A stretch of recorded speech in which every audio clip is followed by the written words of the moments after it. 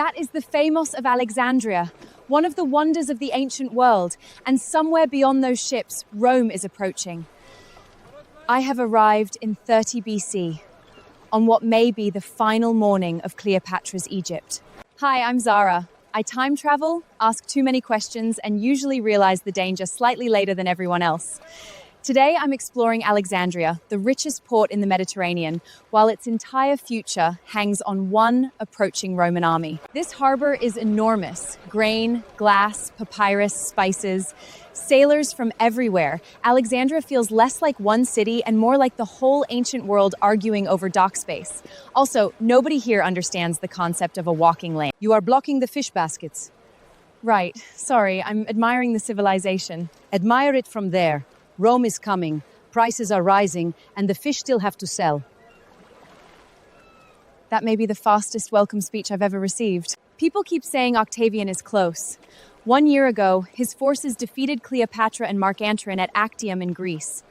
They escaped back to Egypt, but the war followed them home. And now Alexandria is waiting for the ending. The strange thing is how normal everything looks. Bread is baking, cargo is moving, children are laughing. History calls this the fall of a kingdom, but for the people inside it, today still begins with work, breakfast, and unanswered rumors. Alexandria's market is completely awake now. I can hear Greek, Egyptian, and several languages I cannot identify. This city grew rich by connecting the Nile, the Mediterranean, Africa, Asia, and Europe. Apparently, it also connected every loud person to this exact street. Taste this. Sesame, coriander, still warm. Oh, that is dangerously good. Then pay before Rome changes the currency. You joke about everything. If I stop joking, I start worrying. Bread is cheaper. You dropped this. That's yours, isn't it? He flies badly. Same. I landed near a fish basket. Thalia, stay close to me. That tiny wooden bird may be handling today better than all the adults. Cleopatra's image is on these coins. In a world without television or photographs, currency carries authority from hand to hand. You buy lunch, and the queen quietly reminds you who guarantees the value. At least while her kingdom survives. The price doubled this morning. Then your honesty halved overnight. Is this because of the siege? Fear makes grain expensive before any soldier arrives. So uncertainty has a price tag. That feels disturbingly modern. If the gates close, do not stay in the market. Go with the royal quarter or the western road. You barely know me. I know you stand in traffic and ask dangerous questions. That is enough. This is the scholarly quarter associated with the Mausios, a community supported by the Ptolemaic court. The exact buildings are still debated in my time, so I am not calling every shelf the Great Library. History deserves slightly better than confident guessing. You speak as if you have seen our future. That would be a very strange thing to admit 5 minutes after meeting. Then admit only this. Why are you staring at papaya like it is treasure? Because it is. Texts arrive with merchants, diplomatics, teachers, and ships. We copy, compare, translate, and argue. Mostly argue. So the ancient world's greatest research center also had academic drama. Knowledge without disagreement is decoration. I need that embroidered on something. Look at these measuring tools, anatomical notes, star charts, and geometric diagrams. Alexandria's economy was not one magical library. It was a living network of scholars testing ideas, correcting each other, and building knowledge across languages and generations. People in my time love one dramatic story about the library burning in a single night. The real decline was more complicated, spread across political change, conflict, institutions, and centuries. A neat legend is memorable, but messy truth is usually more useful. If the city changes rulers, which scroll would you save? The one no powerful person thinks matters. Why? Because ordinary lives disappear first. Then take this copy of a baker's account. Knowledge begins where pride stops looking. The royal quarter feels like another city. Broader streets, guarded gates, gardens, officials, and direct views of the harbor. Cleopatra did not rule from a desert temple. Her capital was Greek-speaking, Mediterranean, multicultural, and deeply connected to Egyptian power. You are not expected. That is true almost everywhere I go. Your name? Zara, traveler, very respectful, occasionally lost. You are inside a royal gate. Become less occasionally lost. Follow me. This place is elegant, but nobody is relaxed. Messengers move quickly, doors keep closing, and every conversation ends when someone important passes. The palace still looks powerful. It just sounds like a building trying not to breathe too loudly. Rome describes her as a temptation because Rome fears admitting she is a ruler. She has governed for more than 20 years. In several languages, through famine, rebellion, brothers Caesar, Antony, and Roman ambition. Beauty is the least demanding thing about her. I am about to meet Cleopatra, and suddenly every useful sentence has left my head. Do I bow? How far? What if I accidentally say iconic? Charman's expression suggests one wrong adjective could become an international incident. Speak plainly. Do not flatter her intelligence. She recognizes the sound. That advice has made me significantly more nervous. Good. Nervous people sometimes listen. Sometimes? The Romans remain an unfortunate exception. You are the traveler who asks merchants about Rome and scholars about memory. Yes, Your Majesty. I was hoping that sounded curious rather than suspicious. In Alexandria, curiosity and suspicion often share a doorway. Which one brought you here? I wanted to understand you without beginning with Caesar, Antony, or the way later writers described your face. Then you have already shown more discipline than Rome.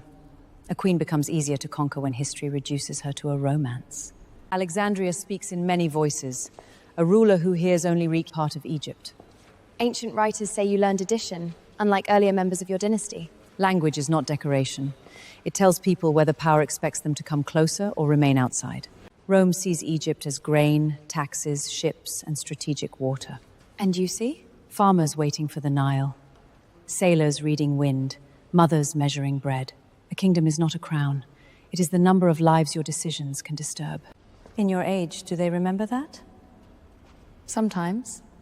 They also make films where you wear a gold crown in every room. How exhausting.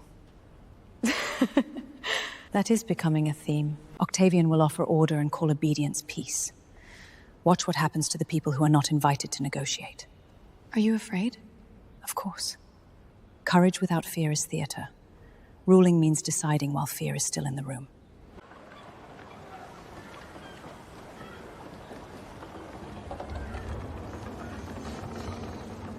The decisive blow came at Actium on September 2nd, 31 BC. Octavian's forces defeated the combined fleet of Antony and Cleopatra off western Greece.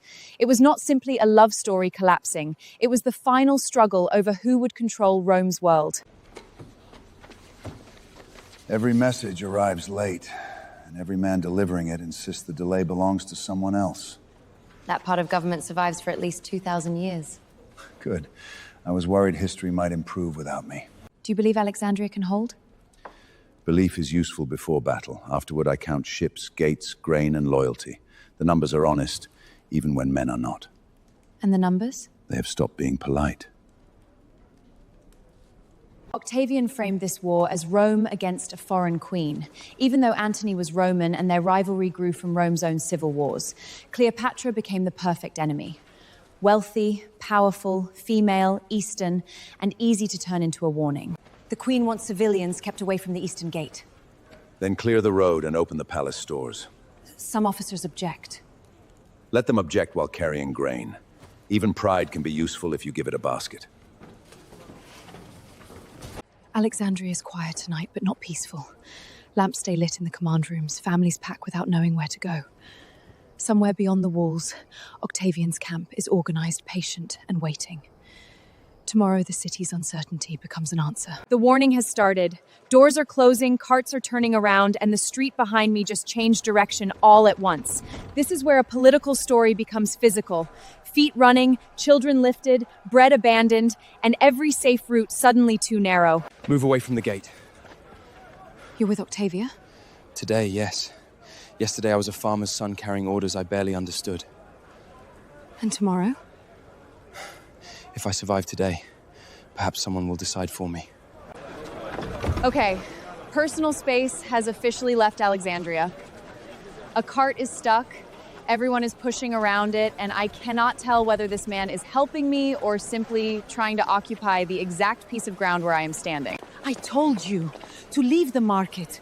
You know, we pull in for Skortut. I followed the royal quarter part. That was not the important half. She still stands in traffic. Thank you, Thamia. Excellent summary. Are you both safe? Help with this basket. What is in it? Bread, water, and the wooden bird. In that order? The bird is on top. There are limits to what mothers are allowed to organize. Octavian's forces have entered Alexandria. Ancient accounts compress moments like this into victory and defeat, but cities do not change hands cleanly. They change doorway by doorway, order by order, while people decide whether to hide, cooperate, resist, or simply protect whoever is beside them. The outer court is lost. Stay close. Where is Cleopatra? Preparing the mausoleum and sending messages. Can negotiations still work? Negotiation works best before one side owns every door. Now it decides only which door closes last. They say she is dead. Reports are confused. Please wait. I have waited through defeat, desertion, and pity. Then wait 1 minute longer. Sometimes a false message arrives at the only moment capable of making it true.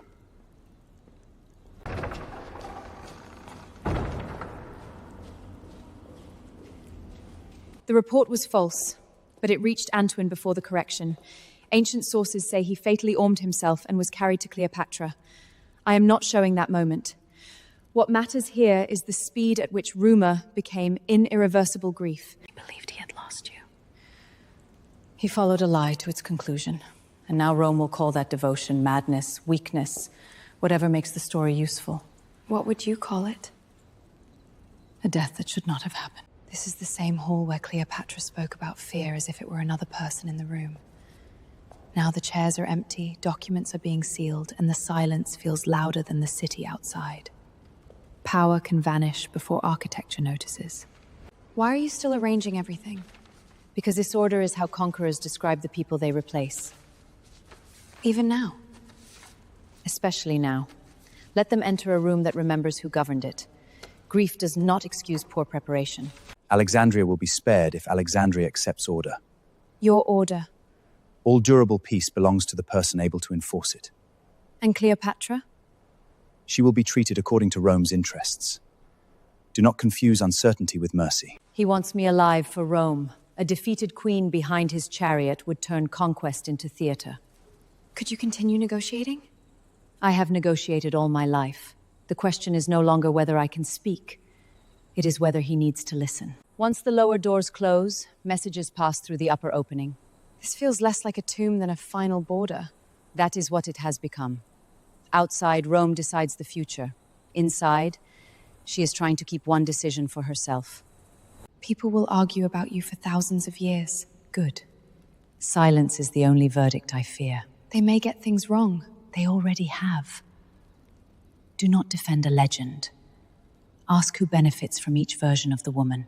Cleopatra died in 30 BC, probably on August 10th or 12th, but the exact method remains uncertain. The famous snake is only one tradition. No reliable eyewitness account settles it, so this story will not pretend that mystery is fact. You must leave now. Will you come with me? My place is here. Then I will remember you here, not as scenery beside a queen, but as someone who chose loyalty with clear eyes. Remember her clearly, too.